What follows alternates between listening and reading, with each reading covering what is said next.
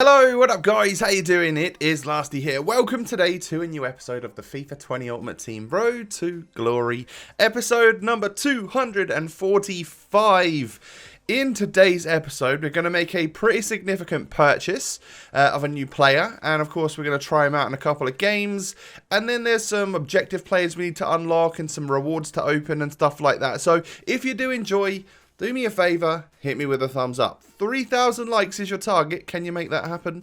Please, please, I beg you. No, I'm not begging. Just hit the thumbs up button. It would just be nice, wouldn't it? And of course, subscribe to the channel if you're new around here. Click in the little notification bell so that you become part of the Noti gang and never miss a video. So the squad's kind of looking like this right now, but it's not really going to be played with lone Socrates, I would imagine. Like, we're actually going out to buy this Di Maria, who up to a couple of weeks ago was around 700,000 coins and way out of my price range. I just bought him for 390,000 coins. What has happened to the price of non-TOTS players? They have absolutely plummeted. I just felt like that was such a bargain. Whether or not his price fluctuates, stays the same as that, goes down even further, I don't know. It's likely because I've bought him now and I don't often make that many coins, do I, on players? So there's a chance we lose money, but I just really wanted to try this Di Maria out. So he goes into the squad, and this was the first team that I put together of like how we could try him out and in the team and play Cyprian and then Didi as the CDMs, Atal and Douglas Costa as the cams, and then try Di Maria up front with Neymar. That was sort of like the idea anyway. And this was actually on Sunday night. So this was Weekend League still active, and also the market crash from people finishing their Weekend League and selling their players on was live and kicking. So you can see how my team is going to line up. I'm actually just going to pop on FUTWiz and check Di Maria's price as of right now when I'm recording this video. He is 397,000 coins. So he's a little bit more expensive than I bought him. After I bought him, he did actually pop up to 430,000 coins. So there was a chance that I could have even just sold him for profit straight away there. But hopefully as the week goes on, if we decide to use him in our Weekend League team, brilliant. If not, hopefully he does rise in price as the Weekend League gets nearer. I do anticipate a little bit of a dip in the market, like maybe later on tonight as you're watching this, simply because it will be guaranteed TOTS pack, and that tends to mess with the market a little bit. It did last week anyway, but it might have been a different situation because it was Prem TOTS. Who knows? But so what I did do here was that, knowing that it was Sunday night, I thought I'm actually just going to try this team out, try Di Maria out in the Weekend League. To give him a go. We were at 14 wins and not really any expectations, but if we won the first couple games, or if we won the first game, it would have pushed me forward to heading towards 17 wins. So essentially it was either play now and potentially get slightly better Weekend League rewards, or play a couple of days later in Rivals and just for not really much at all. So that was the idea anyway. I might still have to play some Rivals throughout the rest of this week just to attain my rank. But right now, I thought, why not just go into the weekend? It's going to be guaranteed 400 rank points in the games that we play, right? And we went 2-0 up. My opponent did end up getting a goal back, and he had a few shots which I felt kind of bad for him that they didn't go in. Like, Richarlison hit the post a couple of times. This Ballack Prime was actually a really solid player, and I very much struggled against him. But as you can see, Ballack literally does hit the woodwork a couple times, probably leaving my opponent feeling a little hard done by, since as I've literally had 2 shots in this game. But I felt like we weren't getting completely battered. We weren't getting dominated or anything. So into the second half we go. So Di Maria is going to knock this one down the line to Atal. Atal's going to probably try and cut it back to him. And he spots him nice and open. I take the touch. The defenders just sort of part ways for me. And I wouldn't be surprised if that was something to do with my opponent thinking his player switched to a different one and just it hasn't worked properly. Because I also felt the same in this game. Like the player switching was a complete joke, if I'm honest. But you just have to sort of put up with it, really, don't you? In peak times, this was Sunday night. A lot of people trying to get their games finished and stuff. But another lovely goal from Di Maria right there. So he's just scored 2 pretty quick goals at the start of this second half. That one, even though he's left-footed with 5-star weak foot, he still took the shot on the outside of his left boot. I wonder if that's just because of the trait that he has. I wonder if he has the outside of foot trait. If so, that could be the case that he still even tries to prefer that foot, even having a 5-star weak foot. But my opponent does get a goal back. Horrific defending from both Wan-Bissaka and Tierney. Their positioning was awful. I almost wanted to show you that, like, in a replay of like how the AI was tracking back, and then they both just stood still, leaving a huge gap for John Barnes at the back. But you know what? We'll just let it ride and we'll live with it. But yeah, I went from 4-1 up to pretty much last few minutes of the game ended up being 4-4. I felt so hard done by. It was ridiculous. But hey, it is what it is. We go on into extra time in this game. Knowing that we've scored a couple of goals with Di Maria, he's off to a good start at least. And then look at that from Van der Sar and my defenders. Like, it's clueless. I don't know what I can do there. When has crossing ever been a really useful thing in this game? Never. So for that to go perfectly to Richarlison to volley home, I felt very unlucky. But to be honest, coming away at the end of this match, we could potentially score this chance right here. I kind of bottle it. I don't know whether I should be taking another touch, hoping I don't get defended against. But even so, we get one more stab at it. We knock the ball back to Kovacic here, smack it, and the goalkeeper is able to get a save. But that's the weak foot of a poor shooting player anyway, so you never expect that to go in. You just got to take your shot right at the end there. So a really even game. I come away with a loss, even though I was 4-1 up. Kind of nuts. Very embarrassing. Big bottle job, I would say. And then we move on to another one. And I was like, this is the last straw. If I win here, I'm going to go ahead and get to 17 wins. If I lose here, I am completely and utterly done. And things start off really well. So Di Maria out wide, knocking it into Ndidi, into Neymar. Neymar's going to get that AI block from the defender. But it falls back to him very luckily, and we are able to score the goal to go 1-0 up. More blocks from my opponent's defenders. I don't think he's really controlling any of them, but I'm taking pot shots here, so you can't really moan too much about that. Good save from Ter Stegen to stop Di Maria scoring on that weak foot of his.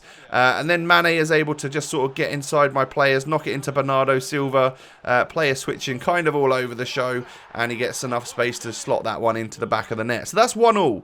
Just before half-time, can we increase or can we get back into the lead? We knock it down to Neymar, who's going to... He takes the shot. Do you know what? I actually can't believe that's gone in. Looking back at that, I should have played it through to Di Maria, but whether or not it would have got blocked from the defender, I don't know. But I feel like that was a terrible shot for me to actually take. How that's gone in is beyond me. So we're 2-1 up. We get through with Di Maria again. Tried to take the shot, but he was pressured, and shooting a cross goal is not really the thing to do this year, is it? So we get through again with Kent. Knocks it into Neymar. Good save from Ter Stegen. think it was kind of blocked on the way in.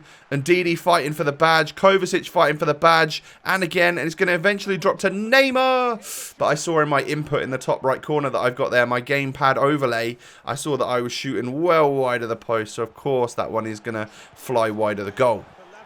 And then 81 minutes on the clock. I get equalised on again. It's that final few minutes of the game, man. I just can't seem to hold it out. And I felt really hard done by in this one. Because look at that. I mean, I feel like I've bossed it. I feel like I've completely bossed this game. To then be 2-2. And then in extra time, just for that ball to drop to Moses Simon there. Wan-Bissaka not able to tackle him. Passes it into Jordan Henderson. And he is able to get that little cut across goal. 3-2, I'm down now. It's just the same old story as the game before, isn't it? And then, of course, I have to obviously throw everything at him. He's still got attackers going forward. Super sub Moses Simon. Great sub to have, to be fair. Just gets this game a little bit out of my reach. And, I mean, we get a few chances. Goalkeeper is able to save a couple of them there. They were kind of half chances anyway. But Joe Gomez is going to push this one forward to an onside Ryan Kent. I would have put money on him being off there, but we are able to get one goal back, and then nothing else can happen from that. We let too many goals in extra time to really warrant a victory there. But look at the stats. It's tough. It's tough to come away with the loss in that game, but hey, it's all good. No worries. It gave us a good chance to test out this Di Maria a couple of times. I might give him a little go in Rivals during the week as well. But this is the team that I sort of changed to. So this I think is a stronger squad than what we were just lining up with. I'm not sure Cyprian's got it anymore. I'm not sure even Saar, the centre-back, has got it anymore, considering what we have in the rest of our club and with all these TOTS players out and stuff. I think what we should do is play that 4-3-2-1 with a few players off chem. I think it was 4-7 chem players, which, in all honesty, is fine, really, I think. It's 4-7 chem players, or we could have... I guess we could have 1 on 7, 2 on 8, and then Douglas Costa on 6. Would that be better? That would literally be 1 chemistry point better for the squad, but is that too detrimental for Douglas Costa to be on 6 rather than 7? I'll take a little look at the stats and see what's what, and we can adjust it accordingly. But I went out and did the squad battle stuff. So for the rest of the night, instead of grinding out the weekend league for an extra 15,000 coins and worse packs, in my opinion, I decided that I would just grind out the squad battle stuff, and that would get me to gold 1 in squad battles, and that's 11,000 coins and a couple extra packs as well. So that kind of makes up the difference, right? So that's what I did, and of course it would unlock me an 89 rated piece of TOTS fodder. This is an 89 rated team of the season so far moments Mariano. It's quite the mouthful, isn't it? Who actually looks like quite a good player. I don't think he's going to cut it in game. He might be quite good if you gave him a shot, but is he going to get into my team? No, he's not. He's 3-star skills, 4-star weak foot. That doesn't quite cut the mustard for me. But what it did do was get me up to another level. So we're going to get a rare Electrum Players pack, another pack to open during La Liga TOTS to hopefully get something. Haven't seen blue for a few days now, boys. Of course, later on tonight we'll get the guaranteed SBCs. Whether or not I decide to do the La Liga TOTS SBC is purely based on what rating it is. If it's 88 rated again this week, there's no chance I'm touching it. I don't care about La Liga TOTS that much. If it's like 86 rated, yeah, I'll probably give it a go using some fodder from the club. And if it's 87 rated, I'm really going to have to think about it, because I'd rather save it for like Serie A TOTS, La Liga TOTS, Ligue 1 TOTS, because La Liga and Bundesliga are 2 leagues that aren't actually in my starting 11. So I'd probably rather miss out on them and then really save the stuff for the leagues that matter. Or, of course, Ultimate TOTS, which I guess we all expect at the end. Because if it's anything like last year, we got 2 guaranteed TOTS SBCs during Ultimate TOTS, didn't we? You got 2 chances to get an Ultimate TOTS player. So I would Obviously, I'd want to give that a go. But yeah, our rare Electrum pack, nothing really coming with it. It keeps popping up with these friggin' Libertadores players, man. That's annoying. It's annoying to see that.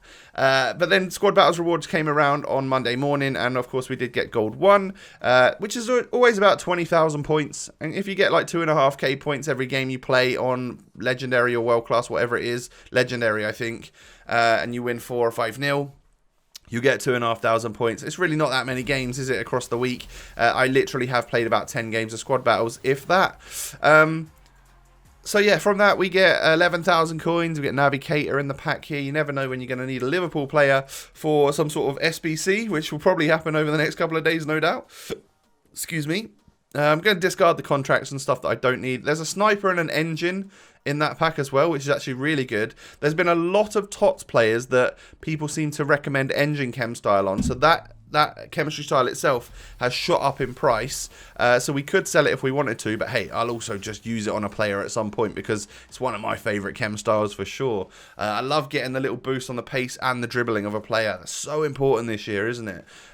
We get a couple of players that are silver from leagues with league SBCs. Might be able to sell them on for a couple thousand coins. Other than that, the rest can just go in the club and start building it up a little bit so that we've got something, we've got something to work with SBC wise for the next few days. And we do get boards or a walkout, but no TOTS and no walkout. It's just going to be boards. It's going to be a Spanish centre back from, is that Villarreal? I get the badges mixed up in La Liga, but it's Raul Albiol.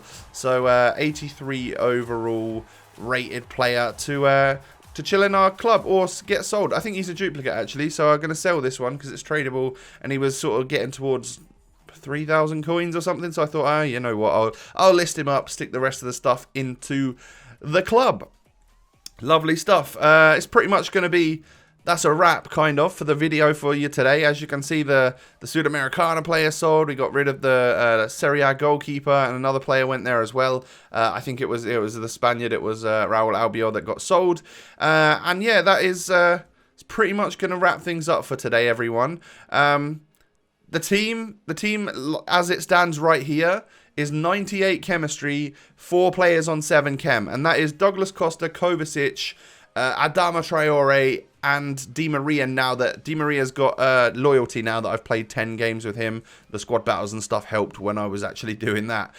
So yeah, like, I think 4 players on 7 chem might be better than 1 on 7, 2 on 8, and then 1 on 6. I think 6 is one of those deal breakers, isn't it, where the stats really drop off, and then 7 chem feels pretty much the same to me in game. So I would be kind of happy to stick with that, but I will adjust it as and when and accordingly and stuff. Like, I'll take a little look and see if it makes much of a difference for anything, and see what the stats actually look like, because I'm pretty sure when I checked 7 chem Kovacic, the defensive stats on him were nearly still 99s everywhere. So, and it's going to be very similar for Adama Traore, right? His agility and balance is already really up there and stuff. So it's just maybe the finishing stat and stuff on the sniper chem style that we've got on him. But yeah, guys, do me a favor and hit me with a thumbs up on this episode. We're aiming for 3,000 likes. Go ahead and subscribe to the channel. I thank you for that. And of course, follow me on the Twitters, on the Instagrams. The links are down below, everybody. I hope you all have a lovely day. Take it easy, won't you? You know, don't stress out too much. It's all good. It's just midweek. Hope you're all taking it easy, staying healthy and staying safe. I'll catch you tomorrow with another episode. Peace.